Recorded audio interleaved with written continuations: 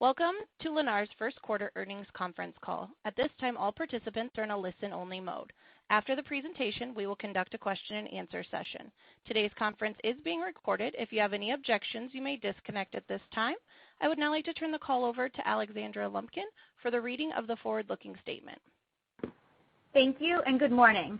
Today's conference call may include forward-looking statements, including statements regarding Lennar's business, financial condition, results of operations, cash flows, strategies, and prospects.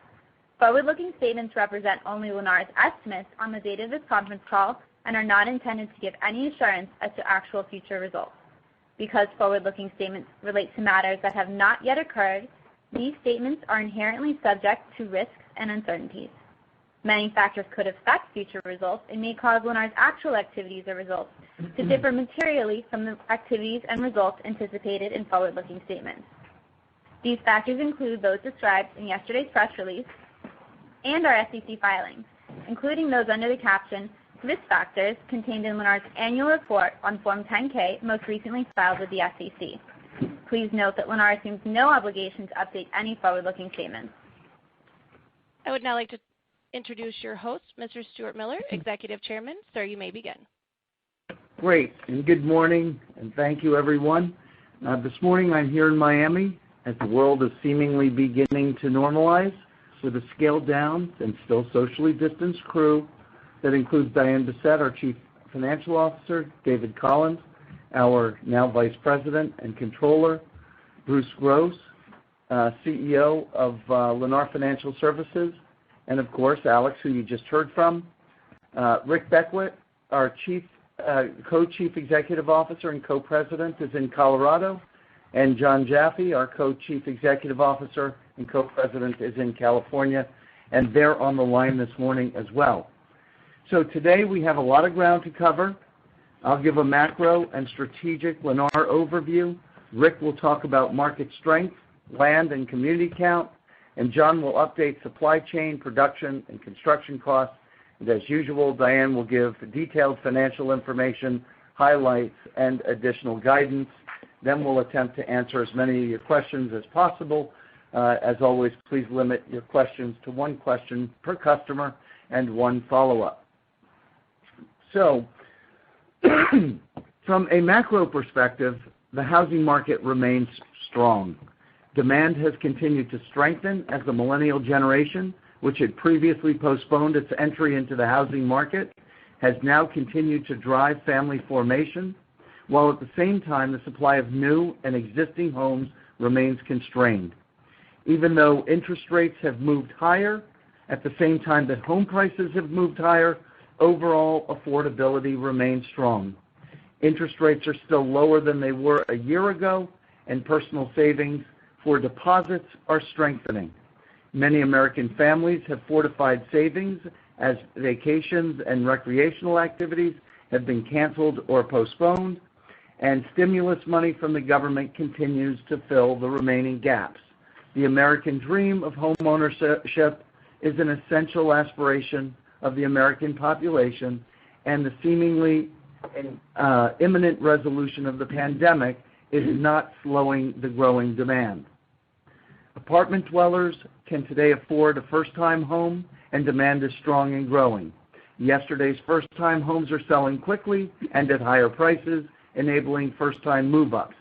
The market for yesterday's move-up home is strong and enabling customers to consider and purchase a larger home with a larger yard, with an office, a nicer kitchen, and a new set of necessary spaces for an evolving market.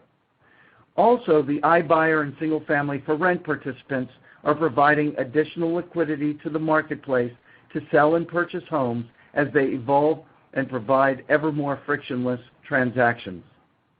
The underproduction of homes for the past 10 years has created a housing shortage, and with strong demand, home prices are moving higher. Although this reality is exacerbating the well-documented affordability crisis across the country, as workforce housing is limited and getting more expensive, the solution, it seems, will be in growing supply by building more housing. Current conditions have given rise to strong pricing power, strong though controlled sales pace, certainly labor and material increases, very strong gross margins and even stronger net margins, and of course the challenge of land scarcity. In the context of overall market conditions, Lennar's first quarter results reflect the intersection of our clearly stated strategic focus with excellent operational performance. Let me connect the dots. We have stated consistently that we would remain focused on orderly, targeted growth and maintain our sales pace tightly matched with our pace of production. We actively managed growth at the top line in favor of even greater growth at the bottom line. We focused on gross margin by harvesting pricing power and controlling costs while building a better mousetrap, as I've called it, in order to reduce our SG&A. We have focused on cash flow, debt reduction, and stock buyback, land owned versus controlled, return on capital and on equity, and of course, innovative technologies. All of this strategic focus shows through in our first quarter results. We grew our deliveries 19% year over year and grew revenues 18%, which drove a pre-tax income before extraordinary items to an increase of 95% year over year, and an after-tax pre-extraordinary items income and EPS increase of 61%. To achieve this, we've controlled sales pace and matched it with production. And while some have questioned our controlled and managed sales pace, the virtue of that strategy has been borne out by our 25% first quarter gross margin versus 20.5% last year. At the same time, we've remained focused on improving our operating efficiency, driving our SG&A down to a first quarter all-time low of 8.4% versus 9.2% last year, and driving our net margin to 16.6% this year versus 11.4% last year. Alongside our home building operations, our financial services group has continued to exceed all expectations as well. While some of the remarkable $146 million of earnings contribution from this segment is capital markets driven in today's market environment, much of the consistent performance beat from this group continues to be driven by constant work and rework of the cost structure. Lennar Financial Services continues to be a leader in the drive to create a better experience for our customers at a lower cost to transact. While operations have performed extremely well, we have also further improved our balance sheet. Rick will discuss our land program and our single-family for rent program, which continue to drive balance sheet improvements. And just as you've seen dramatic improvement in other facets of our business, just-in-time delivery of land and just-in-time delivery of completed homes enables us to be laser-focused on our inventory turn, and we'll be reporting on progress in that area in coming quarters. Of course, all of our work has strategically focused attention on our returns on equity and returns on capital, which have improved year over year by 470 and 420 basis points respectively, and Diane will give more detail and our guidance in her comments. So moving on, in addition to the solid operating performance that we reported this quarter, we also had an extraordinary item of note. We've been talking about the strength of our LenX technology platform, and this quarter, LenX requires some additional discussion. Let me start by noting the remarkable contribution of Eric Fader and his team, led by Sana Khan and Christian Falk at LenX. We have learned from scratch how to be a constructive, strategic investor in disruptive or adaptive technology companies through trial and error, together with study and engagement, and we have learned quite a lot. This group has learned how to balance both the tip of the spear in engaging best-of-breed entrepreneurs and innovators and the soft touch required to engage and bridge change management together with our operating leaders within the company. Great work, team. With that said, last quarter we daylighted that Opendoor, one of our many LENX technology business investments, would begin trading as a public company and would require mark-to-market gain recognition. Accordingly, Opendoor is now a public company, and we recorded a $470 million profit as a result.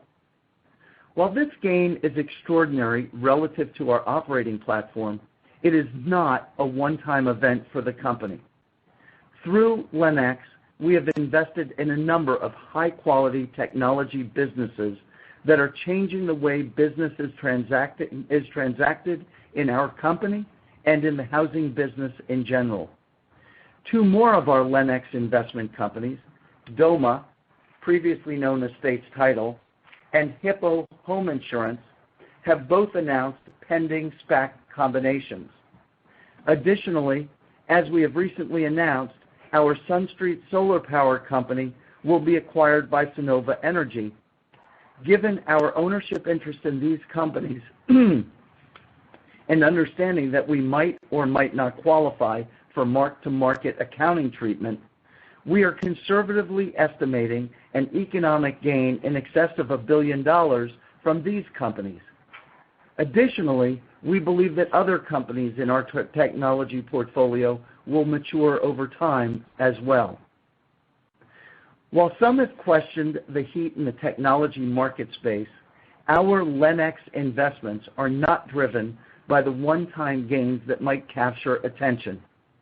Instead, our LENX investments are focused on best-of-breed management teams that are building solutions to important problems that are adjacent to our core home building and financial services businesses. These companies, their solutions, and their form of execution are models for us to learn, participate with, and re-engineer our own operating platform for improved performance. Our investment focus prioritizes the return to our operating platform over our outsized return on our investment. Although the gains can be sizable and positively impact our earnings and balance sheet, they are, more importantly, indicative of the maturity and relevance of the underlying management and business. And while they are subject to the up and down fluctuations of stock market movements, the part of our investment that is not subject to market fluctuations is the permanent impact to our operating platform and company performance. Each of these companies have meaningfully impacted our core operating platform. Let me give some examples. Opendoor pioneered the iBuyer space. We invested and participated in molding and evolving this business. We learned that the iBuyer space can reshape the entire home transaction, especially a move-up transaction. As this solution continues to evolve and mature, the iBuyer sale will become an industry standard as seamless, trustworthy, and timed for the customer's convenience becomes an expected way of transacting in the home buying world. For Lennar, Opendoor ignited an internal digital marketing transformation that altered our entire customer acquisition and engagement. We both learned from them and then began to teach ourselves. We changed. And as a direct result, we significantly reduced SG&A by reducing selling, marketing, and outside realtor costs and enabling better coordinated closings for us and for our purchasers. Doma, formerly States Title, is pioneering the instant digital home and mortgage closing. The conventional process of title insurance underwriting and traditional escrow closing is confusing to the customer, time-consuming for lenders, builders, and customers alike. Doma is simply working to reduce a 14-day work stream to 14 minutes. By eliminating the traditional process, a buyer dashboard and seamless customer interface will effect an instant closing with one-tap convenience. This eliminates time and risk for the lenders, reduces complexity for the customer, and reduces costs for all parties involved. Lennar became a shareholder in Doma by selling our retail title business for debt and equity in the company. Lennar's retail platform and title underwriter became a springboard for Doma's growth and evolution. For Lennar, we simplified, allowing our team to focus all of their attention on just our captive business. Our operation and overall operating costs were reduced significantly, helping to drive Lennar Financial Services' bottom line. Hippo Insurance has pioneered an instant and personalized home insurance product. Home insurance historically has required a detailed application process that resulted in a one-size-fits-all, overly expensive insurance policy. Hippo uses big data and technology to gather detailed information on each home, deliver a refined policy at a lower cost, and with coverage for what matters most to the customer. The process is simple and frictionless. Lennar invested in Hippo by joint venturing our captive home insurance agency and investing additional dollars over time. This investment enabled us to participate in the development of the Hippo product for the new home market, add design elements to the home, like security by ring and flow by Moen water shutoff valve that lowers home insurance rates, and design the engagement for the new home buyer. Today, Hippo underwrites every Lennar home before the purchase. Our customer simply opts in to hear from Hippo, and they will get an immediate quote. Hippo has already done all the work. Lennar participates in the agency fee with no overhead, and thus simplifying Lennar Financial Services once again and enhancing our bottom line. Finally, we have recently announced that we will sell our SunStreet solar operations to Sunnova in exchange for stock in the company. We built the SunStreet platform to install solar panels on every Lennar home in certain markets where it was feasible. We built a blue-chip team that excels at installations for production new homes as opposed to retrofit. The SunStreet platform is readily expandable, and we expect Sunnova will effectively grow that business. Lennar will benefit by simplifying our business and partnering with Sunnova to take standard solar installations and turn communities into microgrids with battery storage, generators, and advanced arbitrage technology. We expect to develop next-generation energy solutions for new homes and communities that will solve the problem of power outages and electric grid deficiencies for new communities.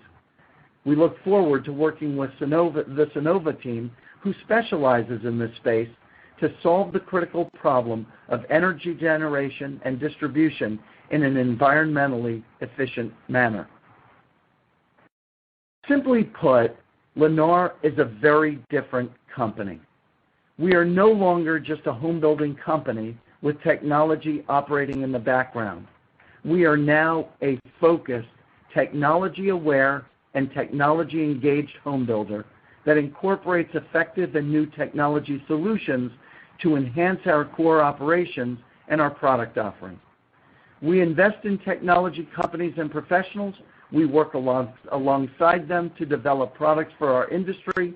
We incorporate new ways of doing business, and we profit as well by investing in world-class innovators and entrepreneurs that help illuminate our path forward. To the investor world, we would not make the case that a higher EPS from non-operating income, or loss for that matter, should be used with our multiple to value our company. But instead, I would make the case, and will make the case over time, for multiple expansion, as our focus on cash flow and returns, together with an improving operating platform, with embedded upside from strategic investments merits consideration. Now, before I turn over to Rick, let me briefly turn to our ancillary business divisions and our drive to focus on our core home building and financial services businesses. We have continued to drive and grow our excellent ancillary business divisions, and they continue to mature. But being simpler enables us to focus on our core business units ever more. As noted in past conference calls, we have been working on strategies to better position our multifamily business, called LNC, along with our now maturing SFR, or single family for rent business that Rick will talk about in a minute. Additionally, we have a dynamic and growing land program and land management business. We have also LMF, Lennar Mortgage Finance, our commercial mortgage business, another excellent business. And finally, we have a growing technology investment business, which is part of LENX. We've concluded that the best way to enhance corporate value is to have Lennar stand alone as a pure-play home builder and financial services company, and to enable these blue-chip businesses to thrive and excel independently. Therefore, we are working to construct a tax-free spin-off of all or parts of these ongoing businesses in a unified company. This SpinCo may contain all or part of the assets of these businesses, together with certain land assets and programs, as well as part of our LENX investment business. The expected size of the spun enterprise would be between $3 and $5 billion in asset base with no debt, which our balance sheet can comfortably accommodate. The remaining Lennar would see almost no loss of operating income from this spinoff and will continue to have a very liquid balance sheet. The standalone company would ultimately drive income from significant asset management fees.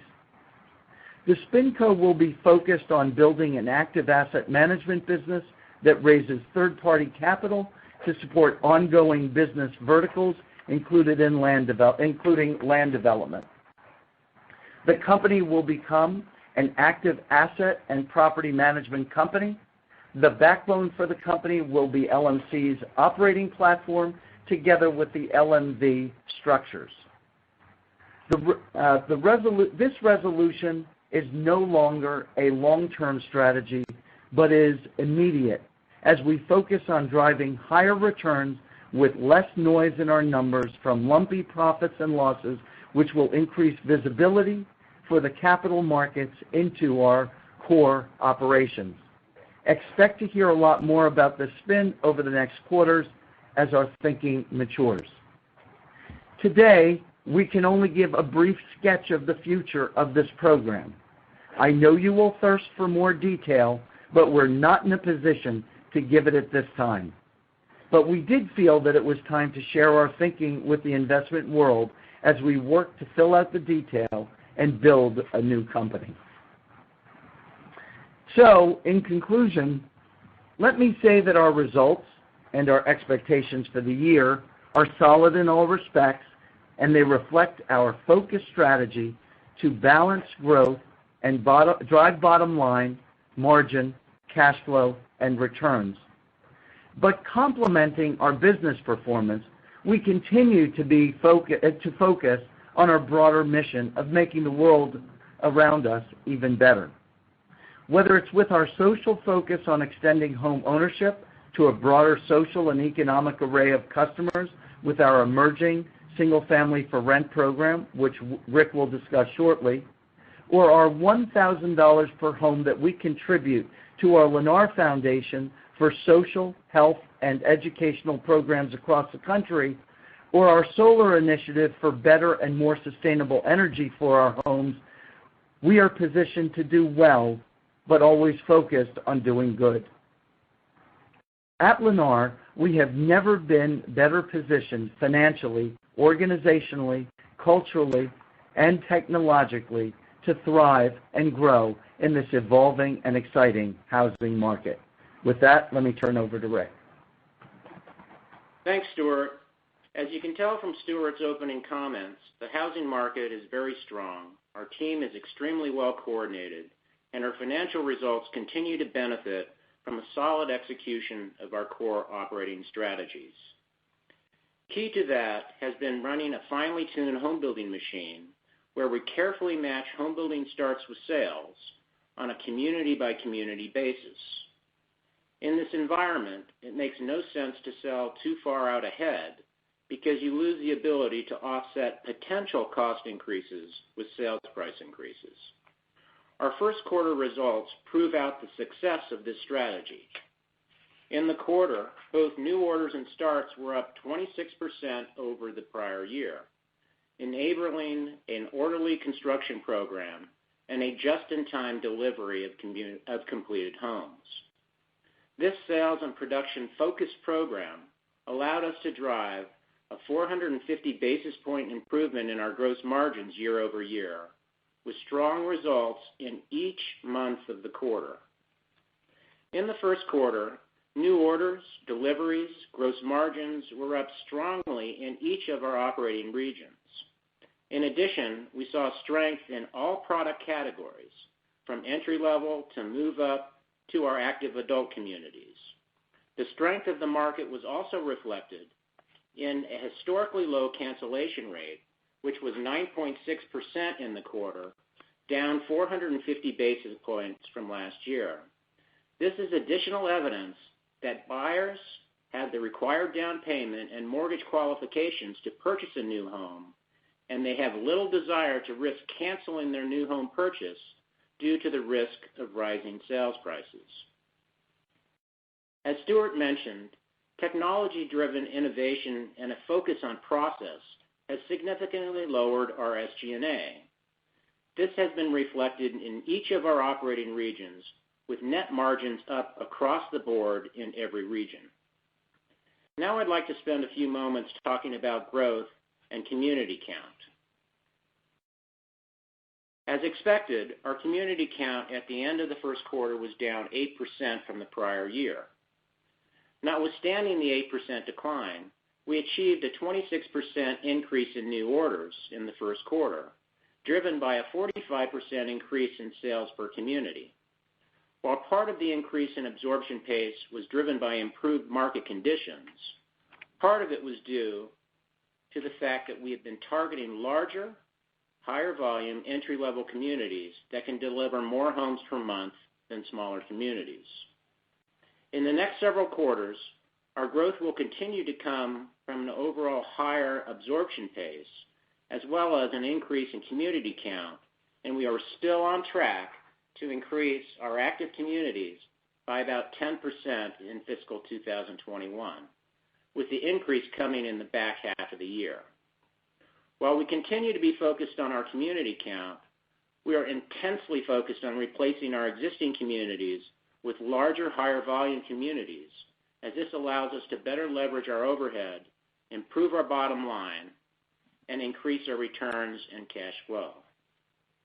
As I've mentioned on prior calls, improving our returns on capital and reducing our on-balance sheet investment in land is a top priority. With that in mind, we have been laser focused on increasing our percentage of option home sites and reducing our year's supply of owned home sites, all while increasing our overall home site supply. During the first quarter, we made significant progress on all of these fronts, as our controlled home site percentage increased 1,400 basis points year over year and 600 basis points sequentially to end the first quarter at 45%. In addition, our year's own supply of home sites dropped to 3.4 years from 4 years in the year-ago period and 3.5 years sequentially. Most importantly, we increased our total controlled and owned home sites by approximately 37,000 home sites in the quarter, with approximately 95% of these being optioned or controlled home sites. Based on this progress, we are in excellent position to achieve our goals of 50% controlled home sites and a 3-year owned supply by the end of fiscal 2021. These improvements reflect the strength of our relationships with local developers and other strategic partners. We've been building a just-in-time delivery system for our land inventory that we believe is sustainable throughout the cycles. We've created relationships with developers and investors with appetites for different duration risk for land and have matched that duration risk with appropriate risk-adjusted returns. These short-term land and long-term land programs will allow us to continue to strengthen our balance sheet while generating strong margins and increased returns on capital. Consistent with our land-light strategy and a focus on increased profitability and returns, we are excited to expand our business through the creation of a first-of-its-kind single-family rental platform that will facilitate a better time delivery of our homes with reduced cycle times. Following this earnings call, we will formally announce the formation of the Upward America Venture. This business will initially be capitalized with a total equity commitment of $1.25 billion, led by Centerbridge Partners, alongside Allianz Real Estate and other high-quality institutional investors. Including leverage, the venture will be positioned to acquire over $4 billion of new single-family homes and townhomes from Lennar. We expect Lennar's peak capital investment to be $50 million in the Upward America Venture. This venture is uniquely positioned to quickly scale, given its direct access to Lennar's pipeline of both purpose-built single-family communities and scattered single-family homes that meet the venture's investment criteria. The initial pipeline of purpose-built communities for this venture includes approximately 3,000 homes in 27 communities with a total purchase price of approximately $900 million. Like our multifamily build-to-core business, this platform will be asset managed by Lennar with third-party equity and debt owning the assets in an asset-light program for Lennar. As housing needs and demographics continue to evolve, we believe that the single-family rental sector will continue to outperform. In addition, the Upward America Venture continues Lennar's vision of becoming an ESG-driven home building company by making our high-quality homes not only available for sale, but also for rent, with a portion of the homes available with a rent-to-own option. The vehicle's social focus provides a unique opportunity for families and individuals across the country to live in brand-new Lennar homes at an attainable price point, all without putting up a down payment. Given this, we have a distinct opportunity to create upward mobility in the housing market through this initiative. Now I'd like to turn it over to John. Thank you, Rick, and good morning, everyone. As Rick and Stuart noted, matching sales pace with our production pace has been our consistent strategic focus that has enabled us to drive excellent performance. By pairing production and sales, we've maximized margins and driven bottom-line profitability. In the current environment, we could have easily generated more sales, but our view has been and remains that the key to success in this market is all about managing the supply chain and production. I'd like to briefly describe our strategy, performance, and expectations for production and construction costs in order to shed some light on how this strategy has been central to our accomplishments this quarter and how it will impact the balance of 2021. First, let me share with you some statistics from our first quarter.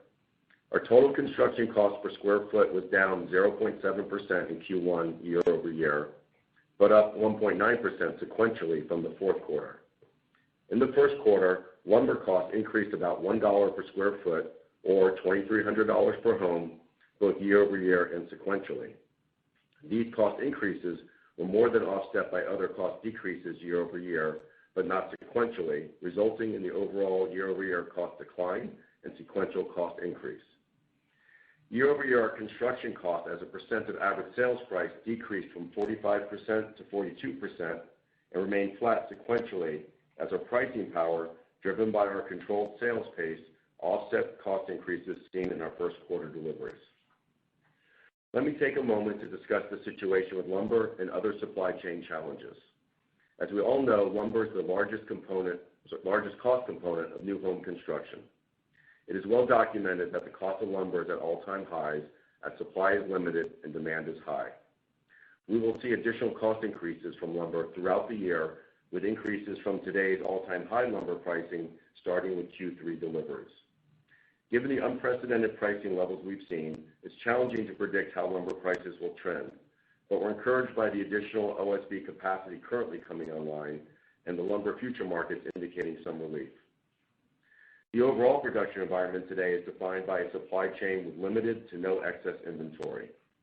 Normally, the manufacturers that supply our industry carry 30 to 60 days of inventory and are able to adjust distribution to meet varying demand.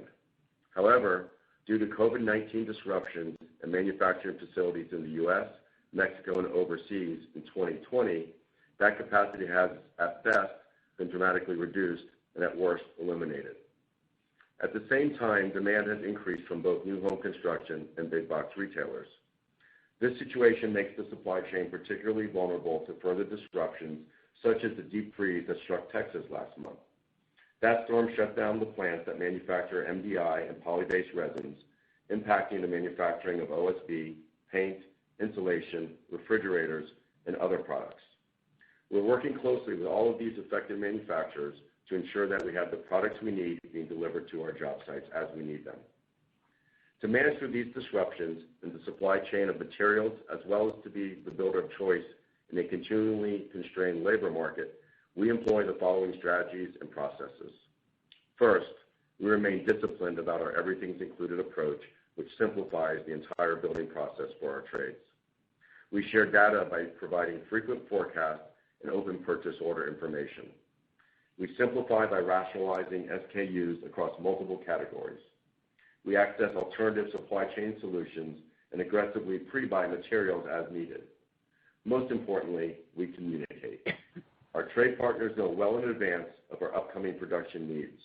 Our divisions know of extended manufacturing lead times in real time, and our national supply chain team, led by Kent Gillis, together with our regional purchasing VPs, are in constant communication with each other, our divisions, and all of our trade partners. I would best describe the production environment as challenged but manageable. In the first quarter, we saw a mild increase in our cycle time as we dealt with resolving issues as they presented themselves, and through our strong supply chain partnerships, we were largely able to overcome supply constraints. Our highest volume partners have given us expanded lead times, which we were able to accommodate due to our production-first model, where our needs are forecasted several quarters out. We believe we're well positioned with our discipline and production-first process to continue to manage through new challenges as they present themselves. Our focus on these processes is why we are comfortable affirming our deliveries for the year. However, this environment is not easily stressed to allow for an increase in deliveries, so our focus is on maintaining our planned starts, deliveries, and maximizing margins.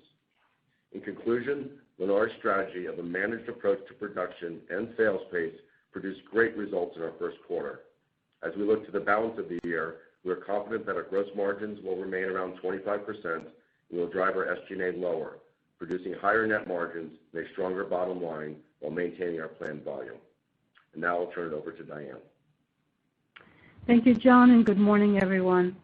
Although you've heard some of our financial results from Stuart, Rick, and John, I'll begin by recapping certain of our Q1 2021 highlights and then provide detailed guidance for Q2 2021 and high-level guidance for fiscal year 2021. So we'll start with home building.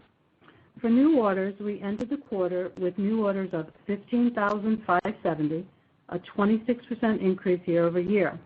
While this was the highest new order total for a quarter in our history, we continued to be focused on production first, matching sales and starts. In the first quarter, our starts were 15,982, also up 26% year over year. From a pace standpoint, our monthly sales pace was 4.5 for the quarter, matching our monthly starts pace of 4.6 for the quarter. We ended the quarter with 22,077 homes in backlog with a dollar value of $9.5 billion and ended with 1,162 active communities. Our cancellation rate was about 10%. For the quarter, deliveries totaled 12,314, up 19% year over year. Our gross margin was 25%, up 450 basis points from the prior year. This increase was primarily driven by a continued focus on attaining price increases while controlling and matching cost increases. In addition, we also had lower interest expense per home as a result of our continued paydowns of senior notes in the past several years and lower field expense per home due to a higher delivery volume. Our SG&A was 8.4%, down 80 basis points from the prior year. This improvement is primarily a result of our intense focus on incorporating technology to gain efficiencies across our home building platform. Our net margin for the quarter was 16.6%, the highest first quarter net margin ever achieved. Our financial services team also executed at high levels, reporting $146 million of operating earnings. Mortgage operating earnings increased to $100 million compared to $41 million in the prior year. Mortgage earnings benefited primarily from an increase in volume and lower cost per loan, combined with an increase in secondary margins. Title operating earnings was $31 million compared to $10 million in the prior year. Title earnings increased primarily due to an increase in volume. We also started to realize upside from our strategic technology investments in our Lennar Other segment. As Stuart mentioned, during the quarter, we recorded a $470 million mark-to-market gain on our Opendoor investment as a result of the company going public in December. The gain was based on Opendoor's stock price at the end of our first quarter, which was $28.02. This investment will be marked to market at each quarter end based on Opendoor's stock price at that time. I also want to mention that we have a new line item on our P&L titled Charitable Foundation Contribution, which is the contribution to our Lennar Foundation. Previously, our annual contribution to the foundation was 1% of net income. Beginning with this year, 2021, we will be increasing our contribution to $1,000 per home delivered. And so just for a bit of perspective, using fiscal 2020 numbers, our net income last year was about $2.5 billion, which resulted in a contribution of about $25 million. If we had contributed at $1,000 per home level, our contribution would have been about $53 million. So the increase is significant, and we are very pleased and very proud to be able to give back even more to our communities, doing good while we do well. And then turning to the balance sheet, we ended the quarter with $2.4 billion of cash and no borrowings outstanding on our $2.5 billion revolving credit facility. We continue to focus on our strategy to become asset lighter by developing a just-in-time delivery system for land and homes, improving returns, and generating increased home building cash flow. At quarter end, we owned 189,000 home sites and controlled 154,000 home sites. This resulted in our year supply owned decreasing to 3.4 years from 4.0 years in the prior year, and our home sites controlled increasing to 45% from 31% in the prior year. We continue to make progress, as Rick mentioned, in reaching our goal of 3-year supply owned and 50% home sites controlled by the end of the year. During the quarter, we repurchased a small amount of shares, 510,000, for a total of $43 million. At quarter end, our home building debt to total cap was 24%, down from 33.6% in the prior year. And just a few final points on our balance sheet. Our stockholders' equity increased to approximately $19 billion from $16 billion in Q1 of the prior year, and our book value per share increased to $60.30 from $51.39 in the prior year. And finally, just a few weeks ago, we were upgraded by Fitch to BBB flat from BBB minus. This upgrade follows the upgrade to investment grade from Moody's that we received last November. We are quite pleased with the rating agency advances that we have achieved in recent months. So in summary, our balance sheet is very strong.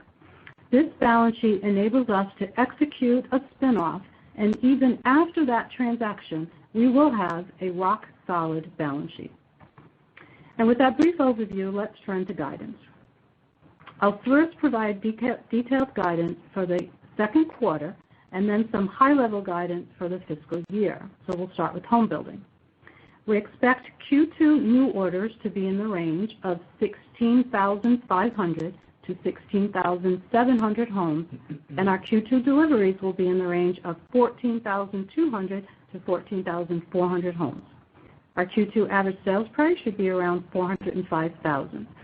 As we mentioned, we expect to maintain our gross margin at about 25% for Q2, despite rising material and labor costs.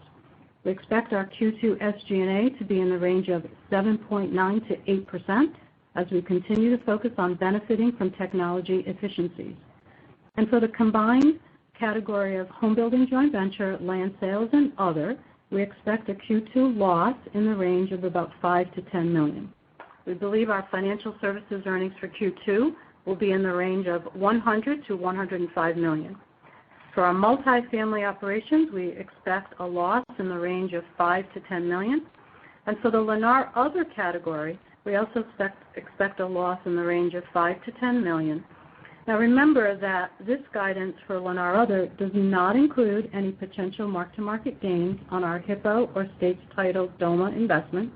We have not yet concluded if we will be able to utilize mark-to-market accounting for the investment, and if we do, the gain will be determined by the stock price of each company at the end of our second quarter.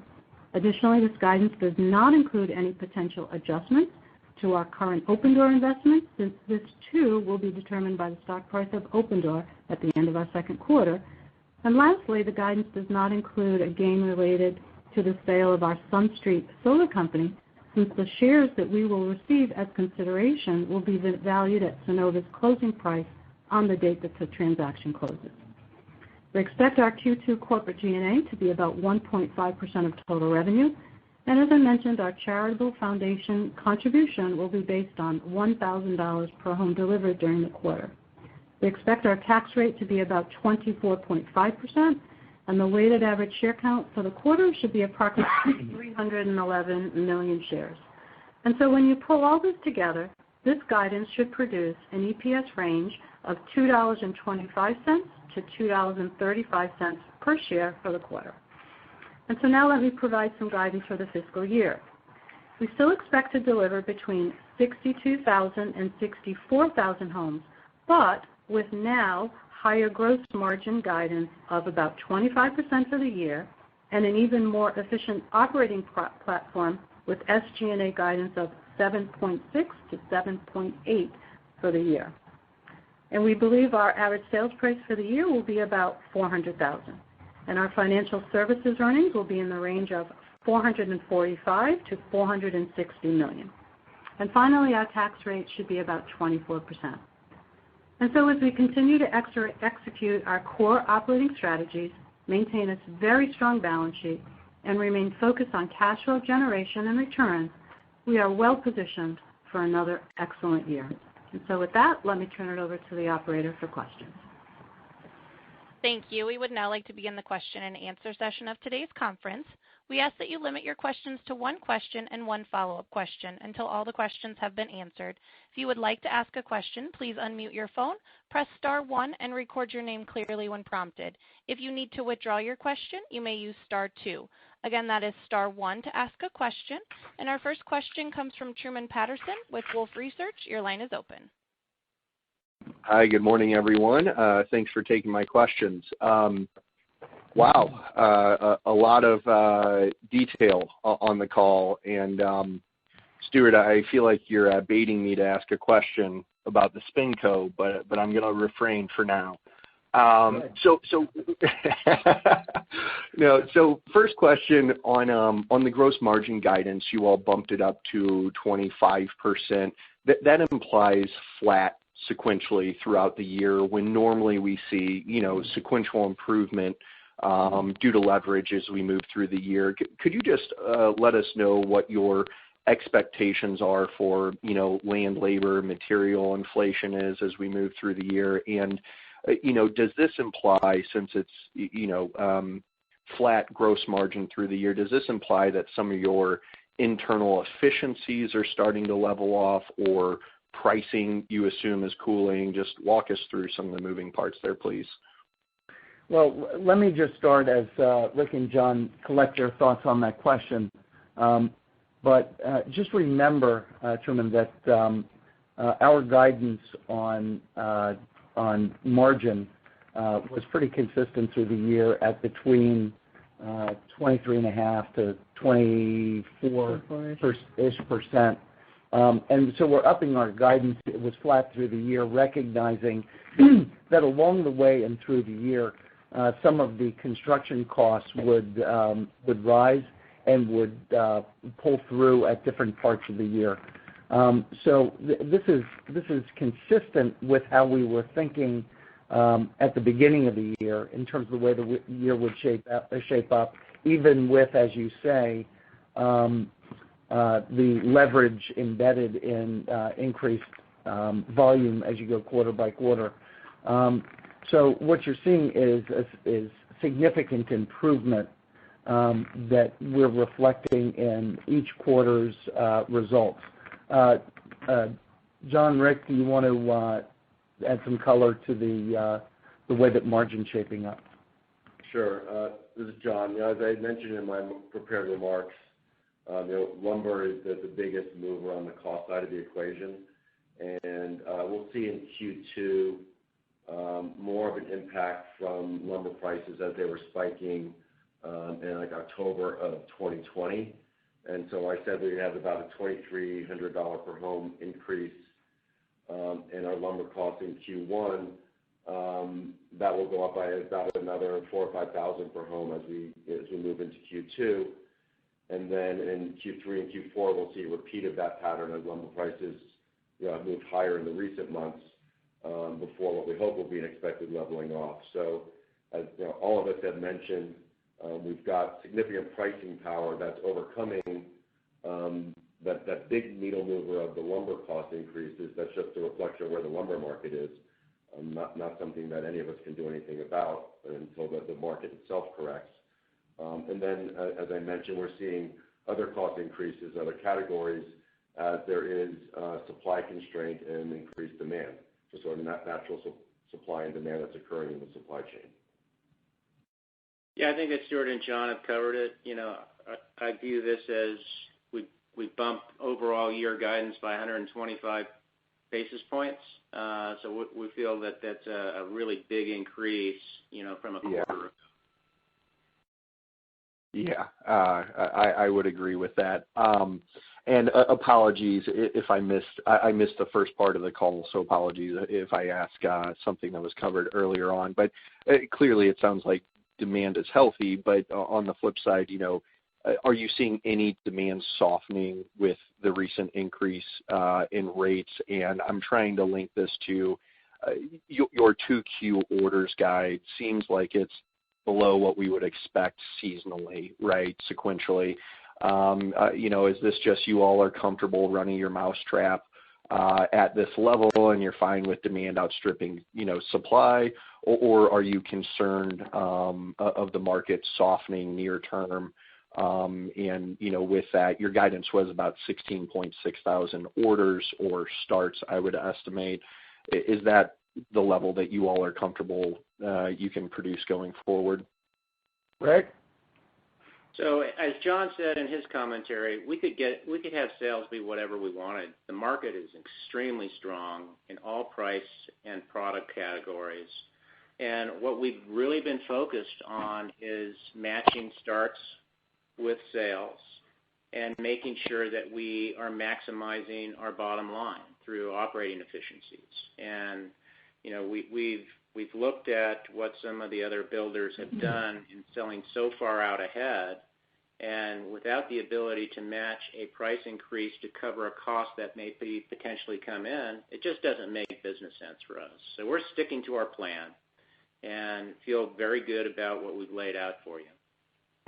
Yeah, look, we're managing a carefully controlled business, and as you heard from the earnings call and our commentary today, we have a number of moving parts in the company. We've been focusing on balancing margin and bottom line and cash flow and really building that rock-solid balance sheet.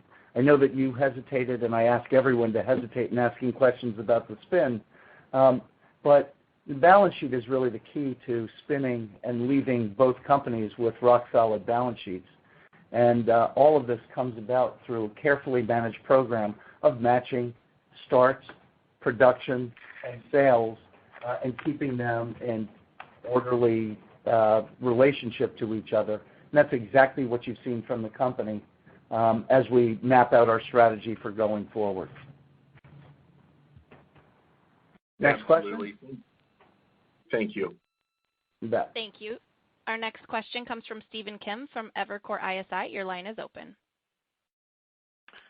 Yeah, thanks very much, guys. You've certainly been busy. Good to see. And we'll be looking forward to a lot more information coming forward. I did want to ask you generally, though, about LENX, which I understand is LEN to the X power. But, I see two potential approaches, and I'm curious which is more the priority for you, which is really more the emphasis that is sort of driving your decision-making or will drive your decision-making around the LENX. One would be to create a separate operating segment of sorts in order to have a collection of businesses be more easily valuable by the street, literally able to be valued, more easily. But then another alternative would be that you want to create an ecosystem of tech-enabled businesses that a customer enters into when they walk into one of your sales centers or one of your rental offices in order to sort of maximize the value that you can both provide and get compensated for by that customer. And I'm wondering which was more the priority or is more the priority in your mind. And then as a follow-up, should we consider these initiatives to be cash flow positive or negative meaningfully over the next few years at all? So, fair question, Steve. Our primary focus in building LENX, and it has been evolutionary, has been the latter approach. It was and continues to be all about, in the background of our core business, we inject these new streams of activity that are enabling a better customer experience and better cost structure for our company. I've called it and said it's building a better mousetrap. And if you think about the companies we've talked about over time, you could imagine that a customer walks in and says, I've got a home to sell. We've got a solution. It's the iBuyer space. And that leads right into a blend-powered mortgage application, which is a seamless, simpler, technology-enabled mortgage application, feeding right into DOMA and the entire closing process being one tap and digitized, and an immediate home insurance policy. It becomes a joyful experience with our technology companies operating in the background, creating an excellent experience for our customer, but driving our cost structure down and enabling us to build profitability and even pass on some of those savings to our customer, which is a greater good.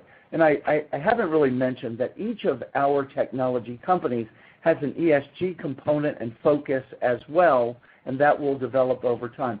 So really think about it as we're building a better Lennar by investing in these technology companies, and the investment in the technology company, we're not really isolating and looking at as a separate operating business. And I just want to daylight that Eric Fader and his team of Sonicon, Christian Falk, and a number of others have really developed some expertise in creating a focus on technology companies that matter, together with change management, dovetailed within the company. And I think that over time, what you're going to see is these companies develop their own value proposition, as you've already started to see. They do become cash flow positive in their own right, and each of them has a map to that strategy. and the dovetail with Lennar and the operating performance is what gets us very enthusiastic.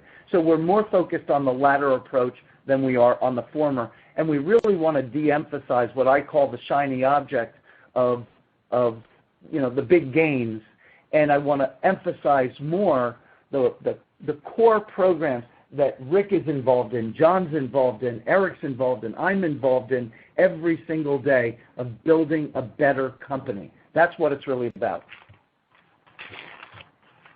That's great. Thanks a lot for that, Stuart. Appreciate it. Sure. The second thing I wanted to ask about relates to this land venture, which you talked a little bit about in your 10K and you talked a little bit about today. Rick, I believe you spoke to the idea that this would be creating a structure by which you can basically bucket land parcels into various categorize things and to put them into buckets with different durations and different returns on capital expectations.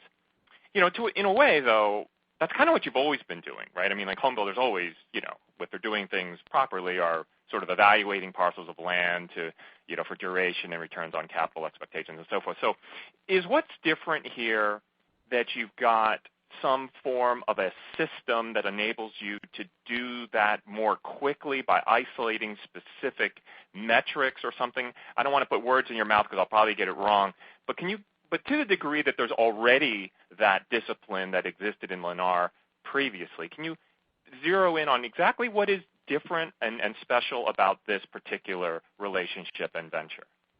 Well, let me start off and I'll let John follow. Steve, you're right. We have always done what we thought we could do to maximize, the land opportunities out there, whether they be short-term or long-term.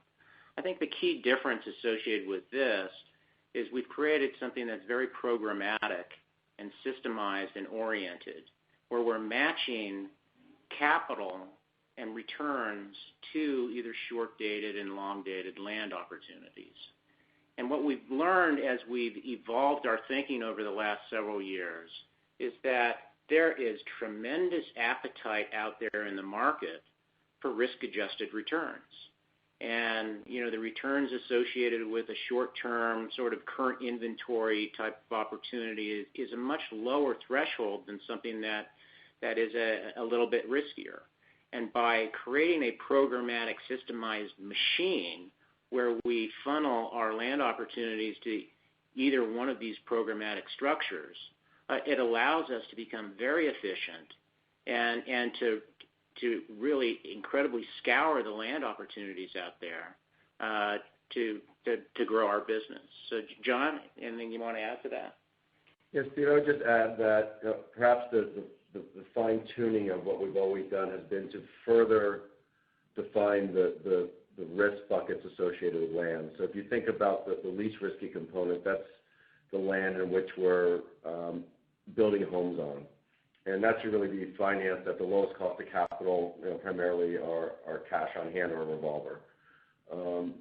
And then if you look at the next bucket and call it the land that is more like WIP, that's ready to come into that production assembly line, that's from, say, 0 to 4 years out, that is properly structured, relatively very low risk, and should attract a cost of capital that is also very low, and separated from sort of that midterm bucket of land, which has historically looked for, high teens to 20% kind of returns from an investment standpoint.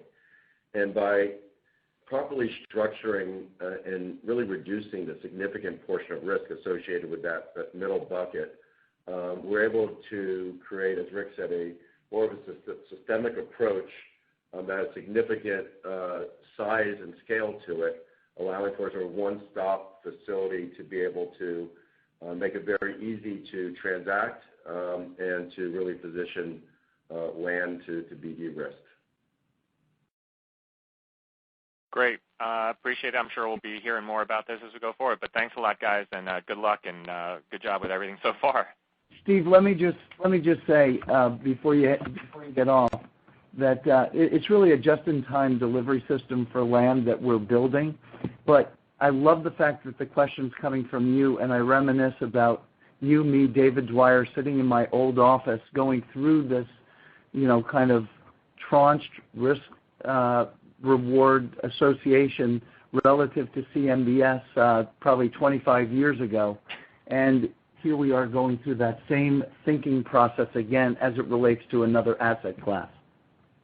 Yeah, indeed. And I imagine that the returns from this might even be greater than what you saw in the early 90s from the other one, which was pretty meaningful as well. But well, we did okay with that, but this will be very interesting. Very good. Yeah. Thank you. Thanks. Thank you. Our next question comes from Buck Horne from Raymond James. Your line is open. Hey, thank you for the time, and quite a bit of news to digest, so thank you so much for going through it. Let me back it out to just more of a higher level and kind of policy type question for you. We're hearing a little bit more chatter coming out of D.C.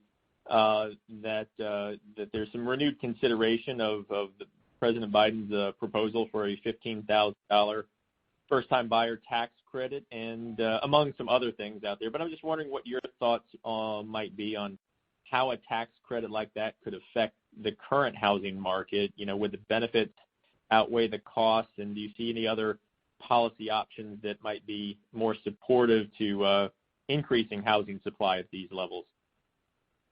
So, look, the last thing I think we should be weighing in on is politics these days. There's no question that stimulus is a significant part of the equation. As I've noted in my remarks, interest rates are still low by all measures. Yes, they've ticked up a little bit, but the other side of the equation is the savings rate and the stimulus that's out there just in the most recent stimulus bill. Additional legislation seems to be coming down the track, and that will once again stimulate even more demand.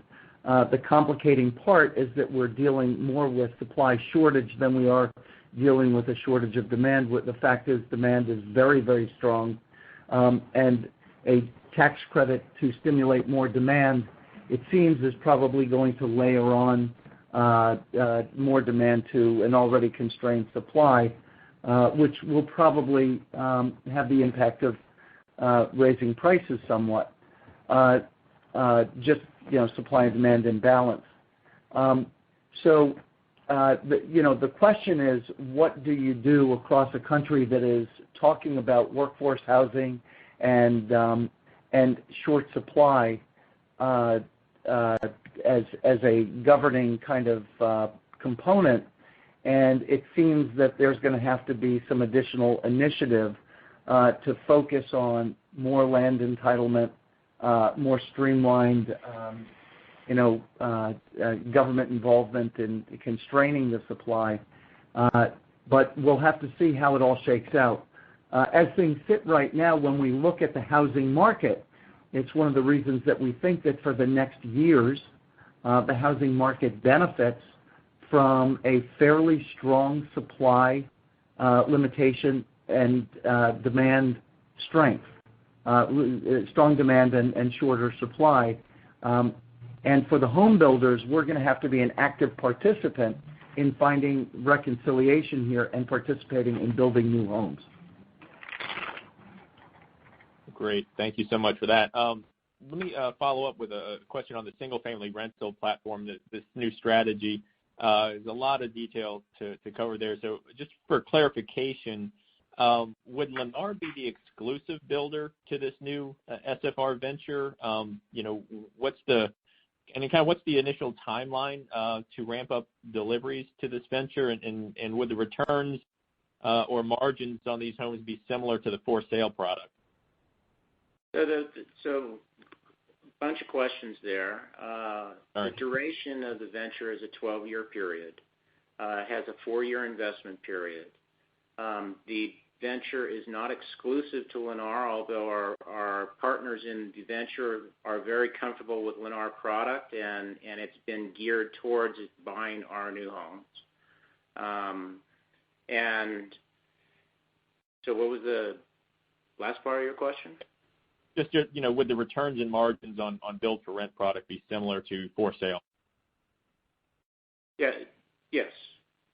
So let me say this. This is primarily a focused program on Lennar product. We have the ability within the program to buy other builders' product as well, but think of it as primarily focused on a new build program that is going to be basically opening the ability to purchase across Lennar's platform. That's the exciting part of this program is the ability to ramp up.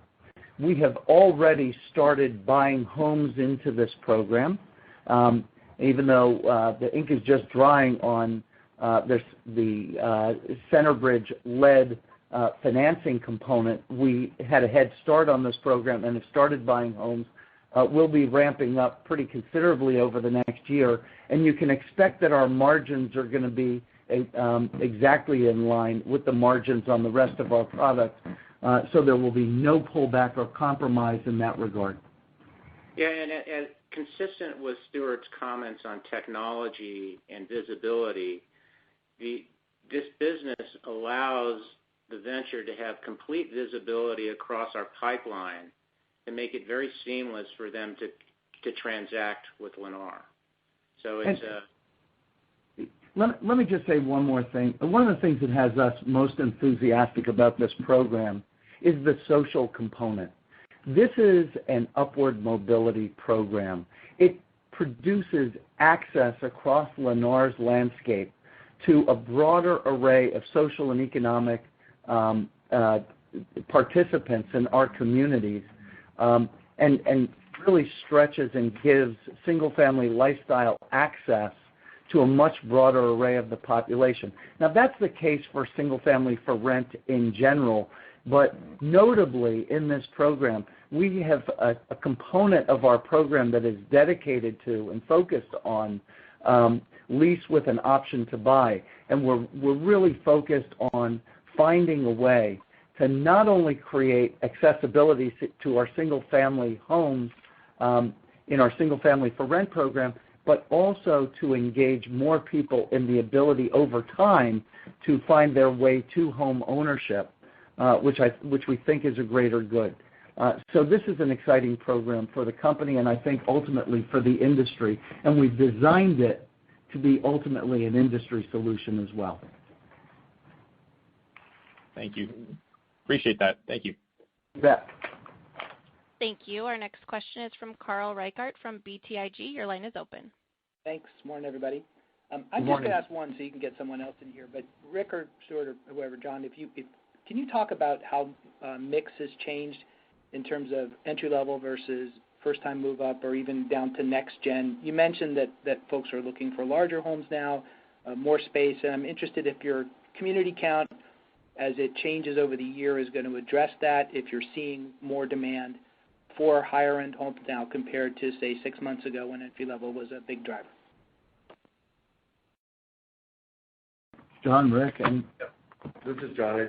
I'd say that we're seeing consistent demand across our platform. So it's you still have tremendous drive for the more affordable homes as people come out of apartments and are able to access home ownership for the first time, driven in a large part, as we've discussed, by historically low interest rates.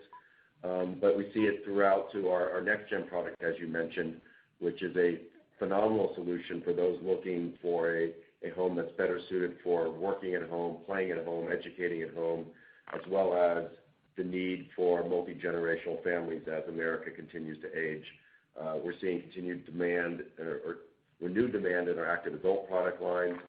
But if you look at our square footage, which is average of first quarter about 2,300 square feet per home, it's really maintained a very constant level. So even though we have a shift towards more first-time affordable product in our overall mix, you can see the impact of the demand for larger homes really balancing out our average square footage across the entire platform. Yeah, but in addition to what John said, consistent as to what we've said in prior calls, we are very focused on expanding our entry-level market share and that's what's been driving, our sales prices down on a consolidated basis, notwithstanding the fact that we're seeing pricing power in that segment. We're really focused on higher returns, higher volume in our entry-level and first-time move-up communities. All right. Thanks a lot, Rick. Thanks, John. Thank you. Our next question is from Ivy Zelman from Zelman & Associates. Your line is open. Hey, guys. Good afternoon. It's actually Alan on for Ivy. Congrats on all of the exciting things going on and the great performance. Thanks, Alan. My first question, I think a lot's been discussed about all the ancillary businesses, so I'll probably leave that to the side for now. But just in terms of the core home building side, I thought it was interesting. Last week we saw an announcement from the GSEs about actually capping the percentage of second homes and investment properties that they're going to be buying, and I'm pretty sure that's the first real example of tightening on the mortgage side we've seen in a while, and I know it's a small part of the business, but curious, have you looked at what impact that might have on your business? What percentage of your sales today are to second home owners or investment property owners, and just kind of curious if that differs across your footprint. Sure. Good morning, Alan. This is Bruce. I'll take that question. We're running somewhere in the 8% range, and the limitation they talked about was 7%. So what that means is we'll look to the private market to sell those loans as opposed to the GSEs. So, the impact might be a little bit on the margin side within financial services, but we'll still be able to go ahead and offer those loans. We'll just be selling them elsewhere. Got it. Very, very helpful there, Bruce. Good to hear your voice. Likewise. Second question, I guess, just on the land side. Obviously tying up a lot of land there, and I think you made the comment about looking towards larger communities so you can kind of keep a higher sales pace going. Can you provide any additional color about the underwriting on the land you've tied up over the last year and how that might differ from land prior to the pandemic, whether that quantifying the number of lots per community, absorption rates that you're assuming going forward, margins, implied margins on that? Any color you can give would be great. Rick? Yeah, so from an underwriting standpoint, we're pretty much consistent with where we've been in prior time periods, with the exception of coming out of the downturn where there was a lot of distress out there. From an underwriting standpoint, we're really not focused on underwriting inflation. We're staying very close to where the markets are with regard to sales prices and pace. We have a lot of metrics right now with regard to what current activity is. And as Stuart, I, and John talked about, we're really matching duration risk to risk-adjusted return for the various programmatic structures we've got. And what I would add to that is we have an intense focus because of our production-first strategy to looking for land that fits existing product that we build, so we can maximize the reuse of product, which really creates efficiencies throughout the system, as you can imagine, for both us internally and all of our trade partners. Gotcha. So just to clarify, though, on the absorption comment, because I think you said you're kind of looking at today's absorption. So is this 4.5 per month range that you're kind of running at? Is that the right way to think about how you anticipate the pace staying over the next X number of years as these projects come online? Because that's obviously much higher than the cycle average. I'm just curious if there's any haircut being implied there on the new land. So as we look at land in general, absorption pace actually changes depending on the community. And what we've found is in our larger communities, we can have multiple product lines going at any point in time, so the pace is a bit higher.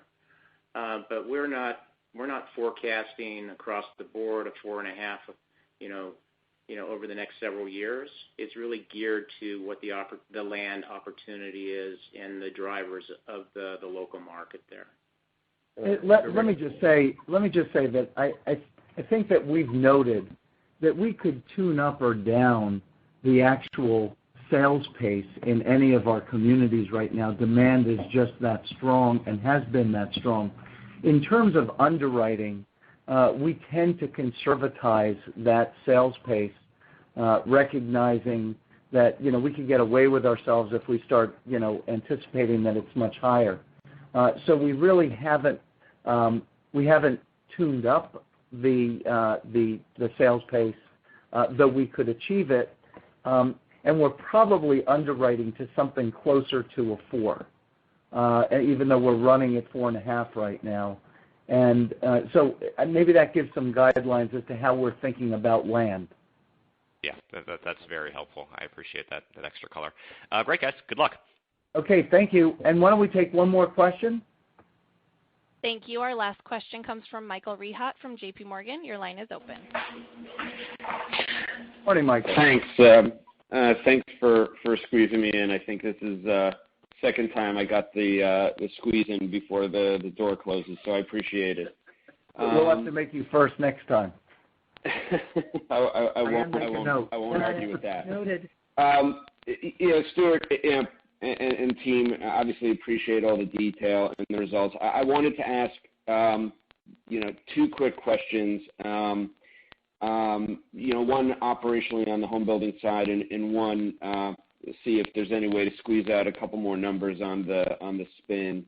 On the sales pace side, in particular, you guys have been very consistent in your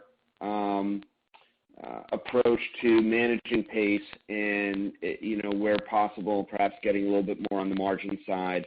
And I think that strategy really comes home in an environment today where rates are rising, which, everything else equal, would lower the true, what I'm kind of referring to recently as, theoretical level of demand. Because certainly, as you've said, your sales pace is below that level. You could run a lot hotter if you choose.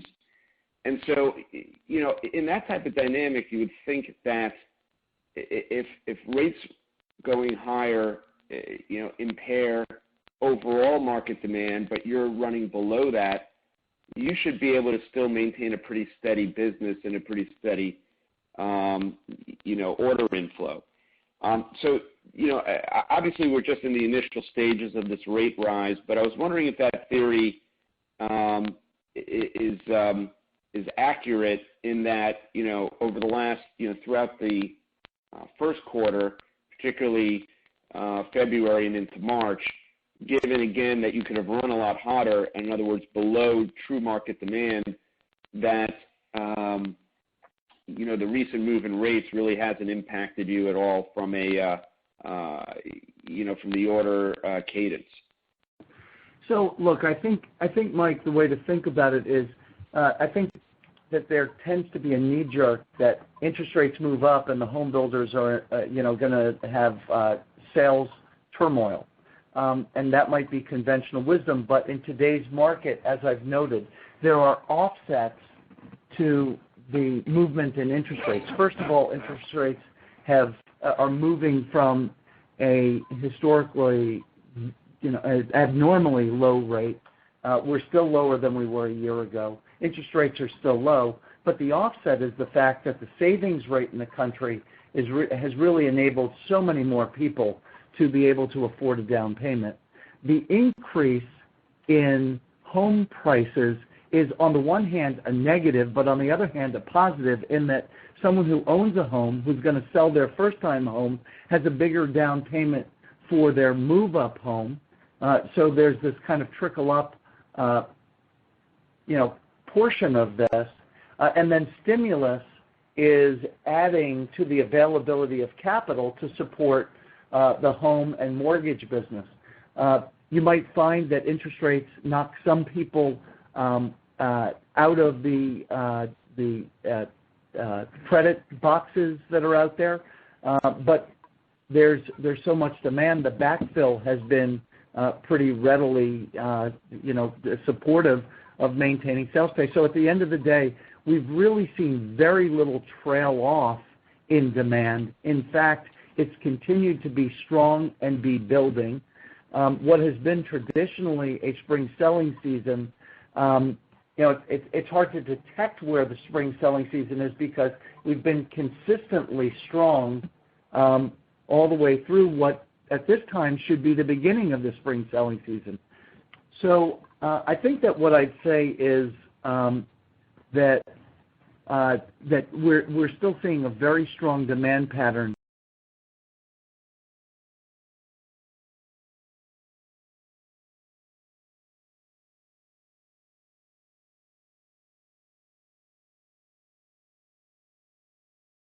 on the news of the spin. I don't know if there's any other type of metrics you could provide. I think, one of the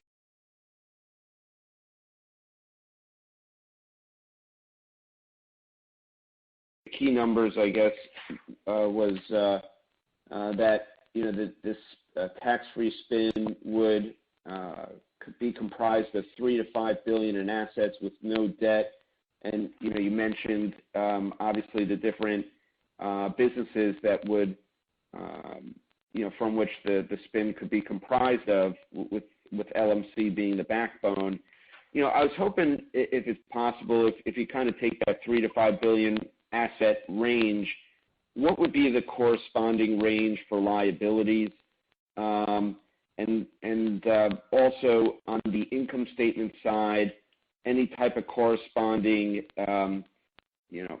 management fees or income that you're deriving from today that's running through your income statement, as well as on the corporate G&A side. So I don't know if you could give perhaps all those numbers, but even a few would be very helpful.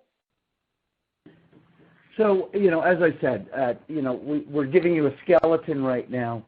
I think that my starting point in just giving you some answer to that is we start with a really strong balance sheet right now. You see a debt to total cap at 24% and sizable profitability coming through the year, so you can imagine our balance sheet continues to get stronger.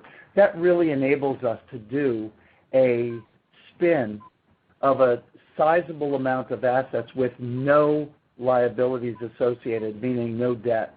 And it leaves us with a balance sheet at Lennar that is just rock solid.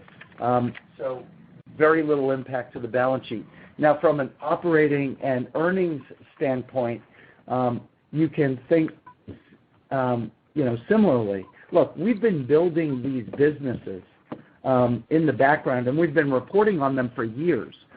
These businesses are up, running, and have been operating, but because of the composition of some of them, like LMC, where you have depreciation and you have third-party management fees and a variety of things, they don't show GAAP profitability.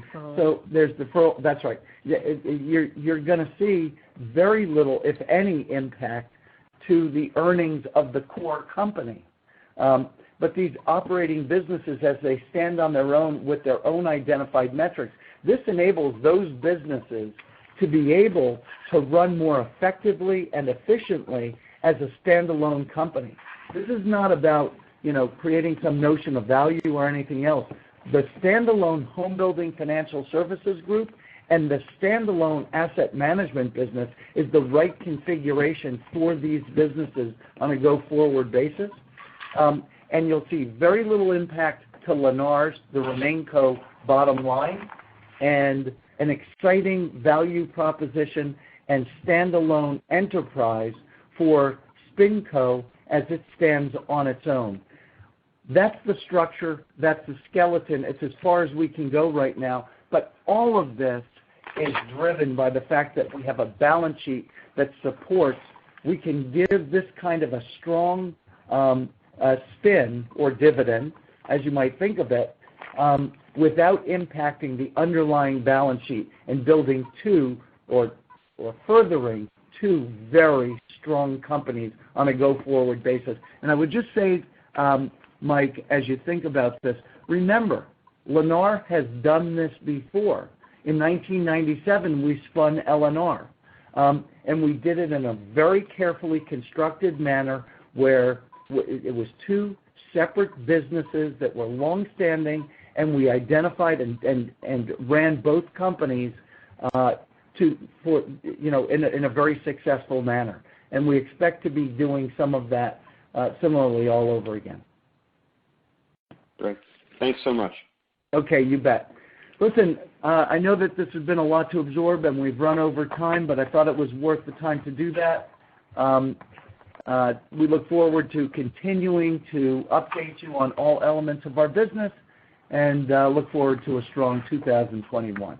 Thank you for joining. Thank you all for participating in today's conference. You may disconnect your line and enjoy the rest of your day.